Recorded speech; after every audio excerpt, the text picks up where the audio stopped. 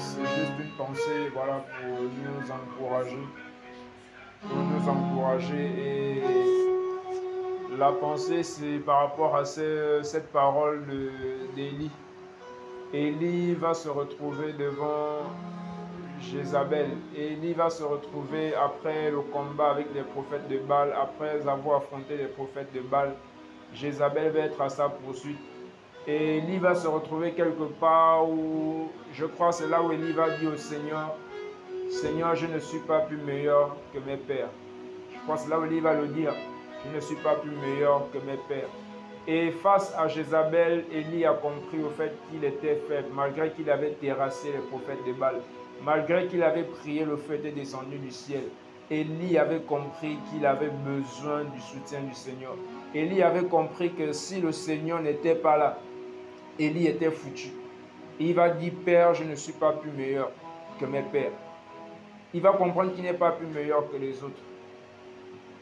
Et parfois, on vit certaines situations, on traverse certaines situations au fait où on comprend qu'en réalité, nous ne sommes pas plus meilleurs que les autres. Où on pensait qu'on était plus meilleur que les autres, mais on n'est pas plus meilleur. J'ai vécu une situation il y a de cela 2 jours. Et pendant 7 ans, le Seigneur m'a vraiment beaucoup interpellé. Une situation où je me suis retrouvé connecté sur les réseaux sociaux. Et je regardais les trucs sur YouTube. Et les trucs que je regardais sur YouTube n'avaient rien à voir avec quelque chose qui pouvait m'édifier, qui pouvait m'apporter quelque chose. Et je regardais cette chose. J'ai fait des heures. J'ai fait des heures sur YouTube. Quand je me suis rendu compte que qu'est-ce que je suis en train de faire sur YouTube en regardant ces choses qui ne m'apportent rien. Une pensée première, je me suis senti mal. Je ne m'étais jamais connecté comme ça sur le net. Je n'étais jamais resté comme ça sur les réseaux sociaux jusqu'à ce jour-là. Je suis resté là, regarder les trucs au fait qui ne m'ont rien apporté sur les réseaux sociaux, sur YouTube. Et j'ai compris au fait que la chair est capable de nous tenir éveillés pendant 2 jours, juste pour que nous puissions satisfaire ses besoins. La chair est capable de nous tenir éveillés pendant même 3 jours. Tu ne dors pas, juste pour satisfaire ses désirs.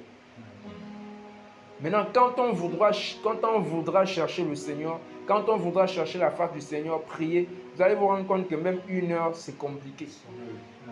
Mais quand on est sur les réseaux, j'ai compris ça. Quand j'ai fait conscience que, mais qu'est-ce que je suis en train de faire? J'ai compris qu'au fait que la chair est en train de nous mener un combat au fait. Et on comprend au fait qu'on n'est pas meilleur que quiconque. On n'est pas meilleur que les autres. C'est pourquoi le Seigneur va nous dire que celui qui croit être debout, qui prenne garde à ne pas tomber.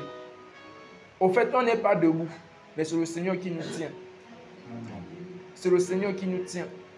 Et j'ai compris que nous sommes à un temps où les réseaux sociaux, au fait, Satan a créé cet instrument, au fait, pour déstabiliser beaucoup. Il n'a plus besoin de faire quand on tombe dans la fornication, il n'a plus besoin. Il suffit juste qu'il nous bloque dans ce côté-là. Il suffit qu'il nous garde dans TikTok. Il suffit qu'il nous garde dans YouTube. Il suffit qu'il nous garde sur tous ces réseaux-là pour nous embrigader. Quelqu'un disait un jour que le téléphone rend abouti. Ça aboutit au fait. Et j'ai compris au fait que ça aboutit. J'ai passé des heures, je n'ai pas vu le temps passer. Des heures là en train de regarder des choses.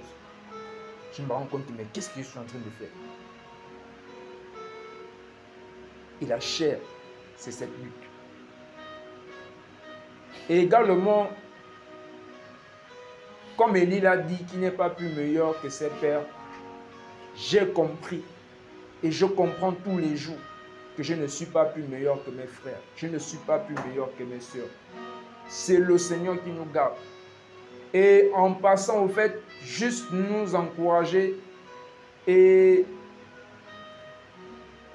nous sommes là en tant que des responsables, des personnes qui ont une responsabilité dans l'assemblée. Moi le premier. Et vous êtes là, vous nous regardez.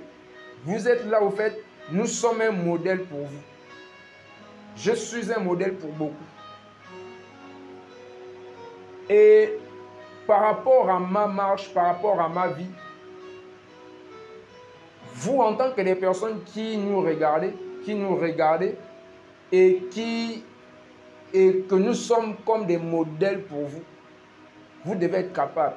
Ça, c'est moi. Hein, et je l'ai toujours dit. Si vous remarquez que le responsable, Jules, a une attitude, un comportement, vous avez une interpellation par rapport à ma personne, vous avez un reproche, vous avez quelque chose que vous avez remarqué qui n'est pas bien, je vous en prie. Faites-moi asseoir si c'est possible. Et dites-moi, frère, voici ce qu'on a vu, voici ce que j'ai remarqué, voici ce que j'ai vu. Si vous avez des reproches à me faire, vous êtes libre. Vous avez des choses à peut-être me dire par rapport, je ne sais pas, vous êtes libre. On n'est pas plus meilleur que les autres. On a besoin des autres. Moi, j'ai besoin de vos conseils. Parfois, je peux faire des choses, je me dis, ce que je fais, c'est bien. Je peux être séduit par ma chair en me disant que voilà, mon attitude est bien. Ma manière de me comporter est bien. Or, pour les autres, c'est une occasion de chute. Maintenant, c'est à ceux qui nous regardent, c'est à ceux qui voient, qui peuvent s'approcher de nous. Moi, je parle plus de moi, je ne parle pas de tout le monde. Moi, ça, c'est moi. Vous remarquez un truc avec vos frères qui ne va pas. Vous avez un reproche à me faire. Sentez-vous libre. Vraiment, sentez-vous libre de le faire. On n'est pas plus meilleur que les autres.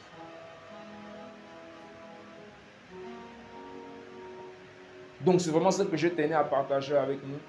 Soyons encouragés. Soyons encouragés. On n'est pas meilleur, soyons vraiment encouragés. Que le Seigneur continue vraiment à nous fortifier, qu'il continue à nous garder dans sa présence et au-delà de toute chose, qu'il continue à nous garder dans sa crainte. Nous avons vraiment besoin de la crainte du Seigneur pour voir les choses que nous demandons au Seigneur s'accomplir. Si nous n'avons pas la crainte, voilà, on pourra passer à côté de beaucoup de choses. Un peuple qui n'a pas la crainte du Seigneur, c'est un peuple qui va se retrouver loin du Seigneur. On a besoin de la crainte. On a besoin de la crainte. On a besoin de la crainte du Seigneur.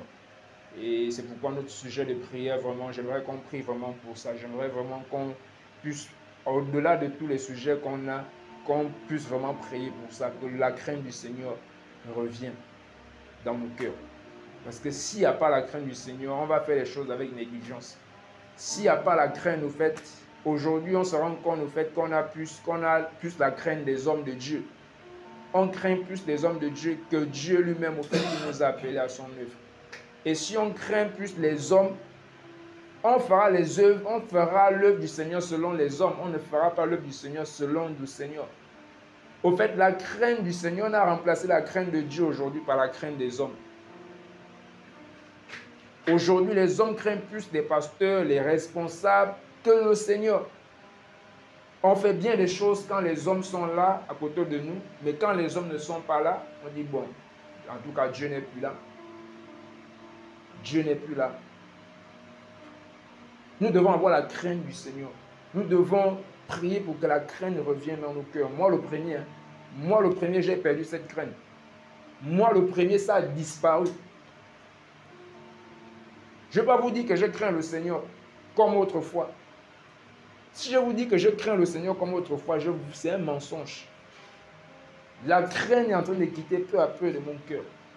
Et nous devons revenir à cette crainte-là. Parce que c'est le commencement de la sagesse. Si on perd la crainte du Seigneur, je vous assure, on a tout perdu. Si on perd la crainte du Seigneur, on peut faire des prières, on peut faire des jeûnes de 1 mois, 10 mois. On peut organiser des programmes de prière. On peut organiser des programmes d'intercession. Mais si la crainte du Seigneur a disparu, je vous assure, on va tout faire. On va tout faire là. Ce sera au vent. Si la crainte du Seigneur n'est plus dans les cœurs. On a besoin de la crainte de Dieu. On a besoin que cette crainte revienne dans nos cœurs. Comme auparavant. Comme auparavant, que cette crainte revienne.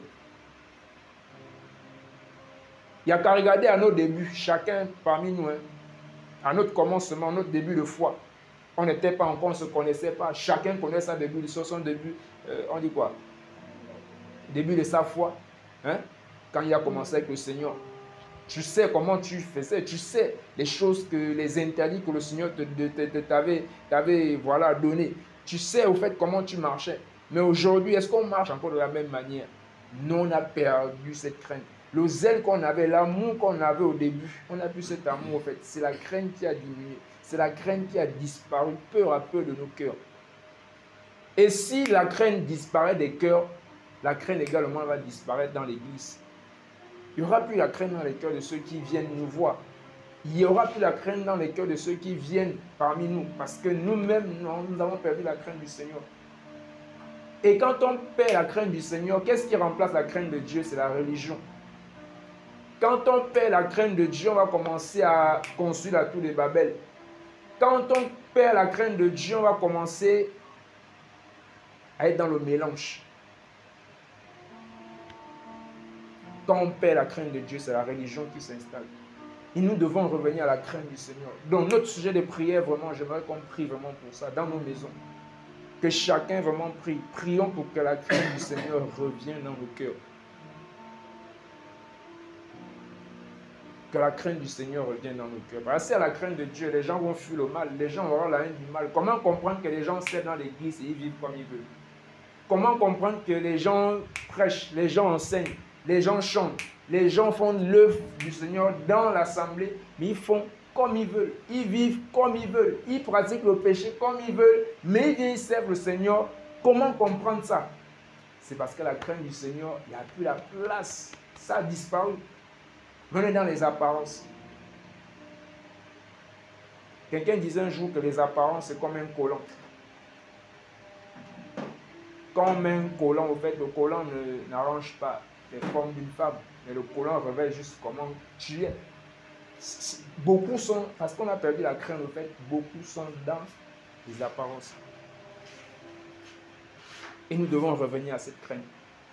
Si on revient à cette crainte véritablement, la gloire de Dieu va être là. On ne va pas beaucoup chercher. Si on revient à la crainte du Seigneur, l'onction de Dieu, ce qu'on demande au Seigneur, on ne va même pas demander les choses au Seigneur. Le Seigneur va déverser ces choses. Il va dire, j'honore ceux qui m'honorent. Quand on honore le Seigneur dans la crainte, le Seigneur nous honore. On n'aura pas besoin de dire, Seigneur, je veux ça. Parce qu'il va dire quoi? Je sais de quoi vous avez besoin, mais que vous ne puissiez même me le demander. Quand on vit, quand on est dans la crainte du Seigneur, le Seigneur sait de ce dont on a besoin. Avant qu'on ait dit, Seigneur, on prie pour ça, il sait que OPJC a besoin de ça. Je vais envoyer ça. Mais quand on perd la crainte, en fait, quand la crainte de Dieu a disparu, on va beau prier. On va beau prier. Et ne pas voir l'accomplissement. Pourquoi? Parce que la crainte du Seigneur a été remplacée par la religion. Et quand la crainte du Seigneur disparaît, on fait les choses maintenant dans la religion. On fait les choses maintenant de nous-mêmes. On organise nous-mêmes les choses. On fait nous-mêmes des programmes où le Seigneur n'est plus. On fait des programmes où on invite le Seigneur. Or, c'est le Seigneur qui doit nous inviter dans son programme à lui. C'est des conséquences là du manque de crainte qui a disparu de nos cœurs. Je vous assure, beaucoup servent le Seigneur aujourd'hui, il n'y a plus la crainte. On sert le Seigneur parce qu'on veut faire plaisir à un homme. On vient à l'église parce que voilà, on veut faire plaisir au pasteur. Ça ne vient pas, voilà, le pasteur va peut-être penser quoi. On ne vient plus parce qu'on aime le Seigneur. Il n'y a plus cet amour-là, il n'y a plus la crainte, il n'y a plus. On vient comme ça parce qu'il faut qu'on vienne aussi. Il faut qu'on puisse savoir qu'on était là. Oh, mais ça, il n'y a plus l'amour. Il n'y a plus. Et s'il n'y a plus ça, on sait le Seigneur. Ce qu'on fait là, c'est en vain. On bâtit en vain. On garde en vain. Parce que si l'Éternel ne garde, celui qui garde, garde en vain. Prions vraiment pour que la crainte du Seigneur revienne. Que chacun prie pour que la crainte revienne dans nos cœurs. Moi, le premier. J'ai perdu cette crainte. Je l'ai perdu, il n'y a qu'à voir. Je vois ça tous les jours par mes œuvres. Parce que je fais, par les pensées qui m'animent, je comprends que la crainte du Seigneur est en train de disparaître.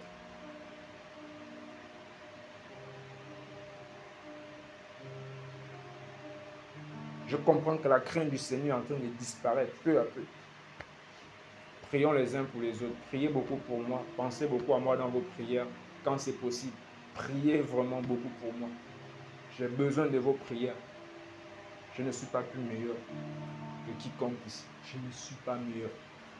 C'est terrible, c'est compliqué sur moi. Priez beaucoup pour moi. Portez-moi beaucoup en prière. Quand vous le pouvez, portez-moi en prière. Pensez à moi dans vos prières. Donc c'était un peu ça pour nous encourager. Que le Seigneur soit béni. Amen. Amen.